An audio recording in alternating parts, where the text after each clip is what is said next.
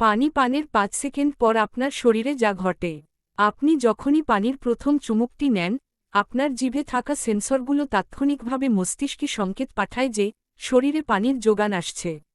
আপনি যখন পানিটুকু গিলছেন, তখন এটি পেরিস্টালসিস নামক এক ধরনের মসৃণ তরঙ্গের মাধ্যমে আপনার খাদ্যনালী দিয়ে নিচে নেমে যায়।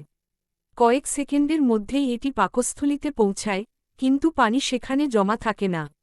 আপনার পাকস্থলী তৎক্ষণাৎ একে ক্ষুদ্রান্ত্রে পাঠিয়ে দেয়। ঠিক এই মুহূর্তেই আসল জাদুটা ঘটে। পানি ক্ষুদ্রান্ত্রের দেয়াল ভেদ করে সরাসরি আপনার রক্তপ্রবাহে মিশে যায়।